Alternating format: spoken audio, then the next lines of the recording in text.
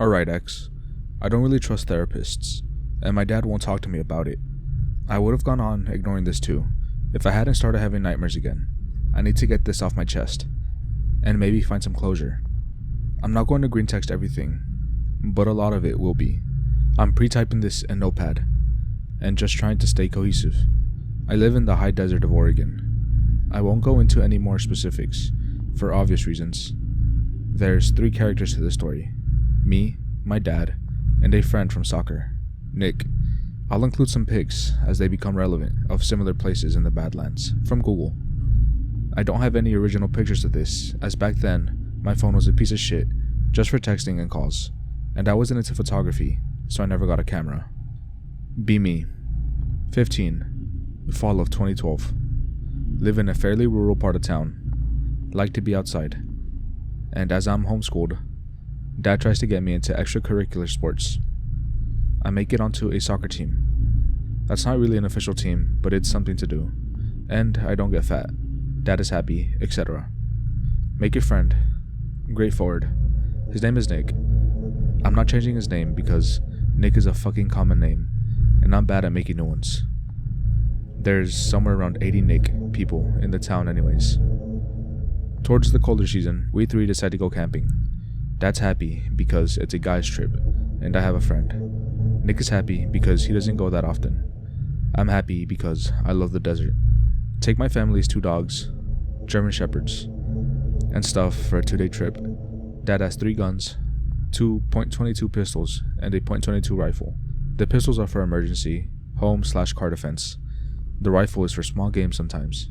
They're not big guns, but we've never really needed them. Head out to the Badlands.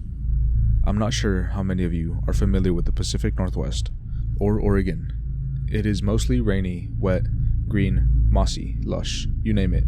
However, smack in the lower half of Oregon, there's the Badlands Wilderness. The Badlands is fucking intense, hot as hell in the day, cold as balls at night, and never really changes by season, just gets colder or hotter. I won't get into the dangerous desert electrical storms. It's full of brush, rocks, and thousands of acres of endless sand, and short scrub trees and deadwood. It's like a graveyard most times, because of all the bones and shit out there. I love it still, even after this, but it's a really, really harsh place for the unprepared. We have hikers die out here yearly, just from weather. A decent amount of hiking trails, owned land, etc., but the vast majority of it is undeveloped wasteland. We camp in the wasteland. Drive to trailhead, walk in a few miles, then weave off. Dad and I walked our dogs out here numerous times. We know where we are and where we're going, and there's more landmarks in the way of stones and shit. Dogs are off lead, just doing dog things. Nick, Dad and I, talking, generally just being dudes, etc. Make it a good 5 or 6 miles off the trail before dark. It's a bit dusky. Beautiful sunset, all that shit. Set up in between some rocks. I would have pictures, but this was years and years ago. They've been since lost, and my phone was dog shit at the time anyways. No fire because law-abiding citizens. Got some cook stoves and shit though. Pop it open outside the tent. Roast some hot dogs and BS like that over the tiny ass flames. It's absurd, but fun, and we're all enjoying it. Dogs get a bit weird as the evening goes on. These are not couch potato ass dogs. One of them was a Schutzhund competitor. Reed, trained guard/sports dog. The other was an adopted adult that was generally just a good boy. Commence enjoyment anyways. Dogs eventually settle down, but on alert. Period low growls. We figure they're just new to this particular area, or maybe they're just scavenger animal. The night passes without any issue. Get up next morning, eat some shitty camp breakfast that we all love because, outdoors. Dad takes a nap, keeps the .22 pistols, but gives Nick and I the .22 rifle. I'm responsible enough to handle it, and Nick is not a total dumbass. Maybe we plink some rabbits or some shit, we think. But really, we're just taking pot shots at dead trees and rock formations, like dumbasses. Squeeze off shots and playing around with the scope. Neither of us are bad shots, and we're just out exploring and being 15 and 16-year-olds basically. We have compasses and packs, and like I said, neither of us are full potato. I'll cut off the green text for a bit more description of this place. It's like a mile north of the Broken Rock Formation, where we were camped. Across some flat nothingness, it's a small grove-esque clusterfuck of rock chunks and dead trees. Maybe a living juniper or two. Not big, not thick, more spread out than lush. Enough cluster to be shady, and notably a bit of an oasis from the waste. Nick and I have no fucking idea what's in there, if anything. Could be some coyotes. Man, hardcore as hell. We ramble our asses up there, crouching like it's Skyrim, slowly creeping in. I've got the rifle drawn and a round chambered. It's the desert though, and we're still being loud enough that no small game would stick around for us anyways. It's quiet and there's no animals in sight. As we get into the copse/rock and tree cluster, it darkens up a bit and gives a really neat aesthetic to the whole deal. We stop creeping like dumbasses and stand up, and check out the whole area. Probably a solid 400 or 500 square feet of loosely collected rock spires/chunks, logs, dead trees, and a couple of living trees. Some of the logs and branches fell against a bent tree, and some stone like a natural hut/thicket/whatever. There's a bunch of bones and collected detritus inside. Nothing artificial, but there's some stiff, long dead and dried animal hide scraps. The sand is dark, just general appearances of being a den of sorts. Nick's interested, and I'm not too fazed, as this isn't the first time outdoors, nor in the Badlands. You get piles of animal bones pretty often, if you're looking several miles out. Coyotes just gnaw the fuck out of anything dead, and leave them in piles. Den smells like a fucking garbage heap, mixed with sulfur, absolutely atrocious. We BTFO from that noise after the smell hit us, continued to inspect the grove, and from now on, in our story, I'm calling it the grove. There's a climbable tree, technically most of them are, but this one's more sturdy looking. The problem with badland trees is that they're incredibly fragile and breakable, given that even when they're alive, they're very dry. Finding one that my ass can get up without snapping is difficult, as my height and weight are not compatible with these types of things. Prop myself up, about 12 feet or so. Take a look into the scope, pretty cool. Drop down, Nick's back to looking at the den. We should have come back later and see if the owner is home. Technically, even if the owner was home, it wouldn't have been legal to kill it unless this was Monty Python's death rabbit, as we didn't have any tags or licenses for coyotes or otherwise. Still think it'd be cool to snag a look or something in its home. Nick's never seen this, and though I've seen/saw many coyotes, I've never seen one at home. We agreed to do so, but with the dogs just in case. Coyotes are cowards, but this might be a group hideout, and we don't want to get nipped before we gun them down for self-defense if necessary. Continue fucking around for the rest of the day. Go back to find that my dad has walked the dogs and come back. Small cook stove fire going. The minute we walk into camp though, the dogs get very, very upset with us. They sniff us gingerly, and then get back away, growling, doing that leaning head tilt, like they don't understand. Don't let us near them for a while. They always keep a few feet away, and then return to being alert. We told Dad about what we found about a mile up, and he tells us about his walk. He agrees to come with us and bring the dogs, if only because he wants to see it too. Evening again, not quite dusk. I'm watching a rabbit fuck around in the distance with the scope, before I get bored and look around in the distance with it. It's absolutely beautiful. The dark stone and brown sand contrasting with the bleached gray trees, the purple sunset, the white thing. What? Swing the scope back to the white thing, which was previously perched to my knowledge, on one of the stones in the distance. It's gone now, but I would have bet my money on it. Pausing green text again for this preliminary description. I don't really see it too well the first time, on the rock, but it was crouched, either quadrupedal and standing, or bipedal, and sitting with its arms and legs on the ground. It wasn't especially big at first, but it may have been the distance. Bleached white, like a bone. Not really much detail at the range I was in. Continue observing for the white thing. Maybe it's a pale coyote or something, but don't catch a glimpse of it. Based on where I saw it, it was maybe directly or slightly off kilter to our west. Ask Dad if coyotes can be albino. Basically get the response, yes, you fucking idiot. Aren't you in school? Shrug. Call it an albino coyote and forget about it. Fast forward through some idiotic shenanigans and conversations to true dark. Laying in tent, dogs come inside with us. Suddenly, the younger one goes berserk. A few seconds before, the other one joins in, making jerks between sides of the tent, which is relatively huge to service 3 men and 2 dogs, just pacing around it, growling, barking. Hackles up. They look like monsters. I've never seen the dogs quite like this. It's full-on defensive/offensive posture. Genuinely thought they were going to attack us for a few seconds, before I got awake enough. Smell of garbage and sulfur is back, though faint. Dad wakes up, Nick and I smell it, but he doesn't seem to be bothered, and we don't mention it, and neither does he.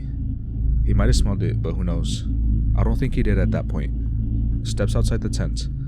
Dog runs out in front of him, the very millisecond the door unzips, and begin pacing the length of the tent in our little campsite area. Dad puts their leashes on and says, "Well, we may as well go now. Didn't get as much of a nap as I wanted to, but it's about midnight." Fucking Dad and his fucking naps. The dogs are still on defense and destroy. Red alert 9000 or some shit. Looking on erratically, constantly pulling against the leashes. Finally, my dad snaps at them to heel and shut up, and they do so, albeit still grunting and growling. We all piss in the desert sands like men, and one of our dogs loosens his lizard too. Grab the headlamps and 2 flashlights, and we're off. Dad carrying a .22 pistol, Nick holding the other. Nick moment, holy shit, this is cool. Nick's parents never gave him guns. In hindsight, it was probably dumb to give him one, but he's not an idiot, and it's a fucking 22. I, of course, proudly bear the .22 rifle. We head north, and it's a pretty simple walk back to the grove. Dogs are still not pleased with this venture. I'm breaking greentext to talk about my dogs a bit more. And my dad, myself and Nick. Physically, Max was slightly smaller of the two, and a few years older. He wasn't as quick on the draw, ever, but was still a very sturdy and reliable animal. He made you feel safe, but was genuinely more high-strung. Beaver was the larger and younger of the two, laid back, but was trained from puppyhood to be a god among animals. I'm about 5'9", was back then too, and Nick was around 6 feet. We were both fit from soccer.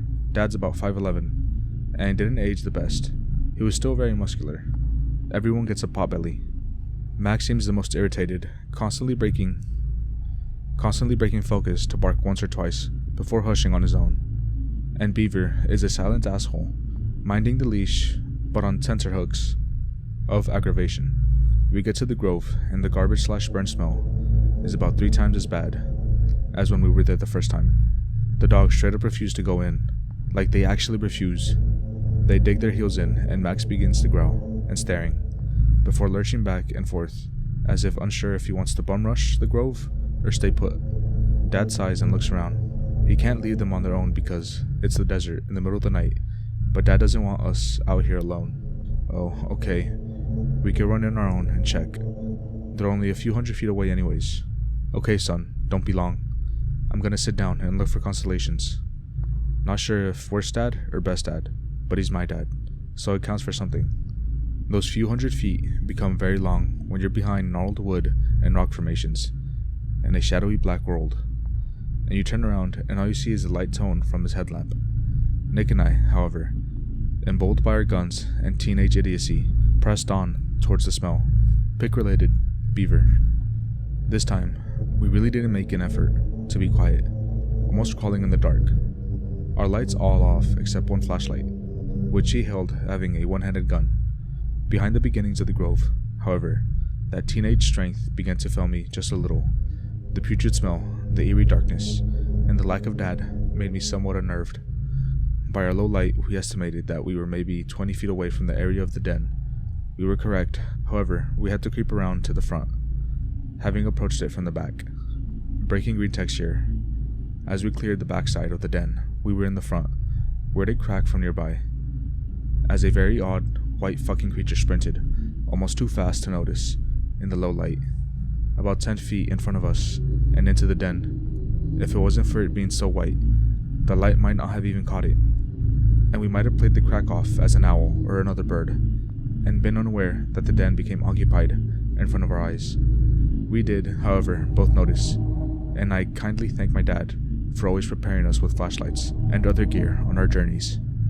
The thing was rather tall, and not especially broad, as it was long. But then, at first, we only caught the side view in low light. We froze, and here comes the part that haunted me for 2 years, almost every night, before it passed, and what has recently resurfaced. It all happened very quickly from here, and I'll try not to exaggerate details. Nick and I continued to get close, but this time both of us had a round chambered, and were both pointing our guns at the den.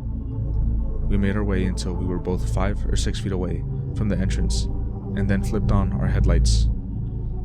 I don't know why we did that. I think it was our intent to startle it and be able to see it, and then run. It was very startled and let out a very disgusting, screeching growl bark, like a short boof that most candies do, but very ugly sounding. It was also higher pitched and sounded like there was a spit and snot behind it. It was very apparent to us at that moment that this wasn't a coyote. We bounced back a few feet, and the creature didn't emerge. We could still see it, but it was moving around inside the den in a bit of a frenzy, and made the scream growls a few more times, and Nick and I, unanonymously, began to yell at each other to fucking run, dude. That was probably the biggest mistake of the night, but thankfully, neither of us suffered from it. What we should have done was open fire the minute we realized it wasn't a coyote. The second we turned and ran, I could hear the sand and moan rattling and being tossed as it ran out after us. Nick squeezed off a few random shots, I think out of fear, and I managed to get up into a tree about 5 or 6 feet into the air. Nick was right behind me, but instead chose a rock formation, about 10 feet away. He played forward after all, so his sprints were harder than mine, and I think he just wanted to run at that moment. The white creature pursued Nick, backing off whenever he turned, and then leaping along after he looked away. It was a dangerous game that only took a few seconds to play, but it unfolded in slow motion for me. Nick popped off the rest of the .22 clip, and then the white creature began to scale the rock. I wasted only a second more before leveling the rifle and firing blindly. I could have hit Nick. I'm glad I didn't. I did, however, scare the white thing, or at least attract it. It left Nick and then bark screamed at me, leaping off the rock. I began shimmying up the tree, and in the darkness, I cracked my head up against a branch sticking out directly over me. The mongrel began to climb the tree below me. In a daze, my vision blurring a bit, I popped off another 2 or 3 shots. The clip of the rifle only has 6 rounds, and I kept that in mind. I figured I only had 2 left, as I wasn't counting very well, and didn't want to get overconfident. Nick yelling at something, maybe the white creature, but then I hear a different pitch of scream. Nick just fucking threw the gun at the white creature and hit it. Not hard, but those metal bastards weigh a couple pounds, and later on I realized why it hurt. Again, the whole sequence took maybe 30 seconds, but it felt so much longer. Then, as this thing is looking to climb again, I see it go flying off the tree trunk. Beaver, Max, and Dad came with gunshots and yelling, my dad several seconds behind. Beaver just fucking ripped the mongrel off the tree by slamming into it and grabbing it. I'm unsure how many of you are dog people, but German Shepherds have very boxy, broad chest and shoulders. If they leap at you, and their teeth miss, they'll still knock you flying a few feet if they intend to. In this moment, time seems very slow. Even in the nightmares, this particular sequence plays out very, very slowly. Nick and Dad are yelling, Max and Beaver are gnarling and yelping, and my conked head vision is starting to clear. The headlamp clearly illuminates this thing as it tries to deal with the dogs. It stands up. It's not quadrupedal, it's bipedal. In 2 or 3 seconds, I got a very clear image that's burned forever into my head. It's tall, maybe 7 feet, and skinny as hell. I mean scrawny, long forearms, long hind legs, all of it built like a dog. Somehow, even though it's so thin, I can't even make out bones. But maybe it's the flashlight and the white fur that's obscuring it. It's blistering white, stained, now with red, either my dog's or its own blood. The neck is rather long and has a very long pointed muzzle and face.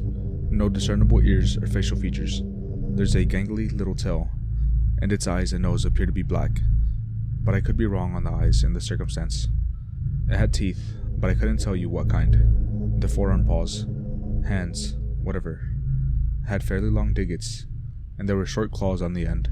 I less saw them, and more heard them make contact with the dogs. Overall, the thing resembled a whippet, or a greyhound, in how skinny and long it was. And the face, it was built like a canine, as well, but it definitely stumbled around on 2 legs to get advantage on the dogs. For many, many seconds, it wasn't just rearing, it was balanced like that, and its back and chest were appropriate for it. It looked natural to see it on 2 legs, basically. Again, I'm unsure if you're unfamiliar with German Shepherds, but when they bite hard.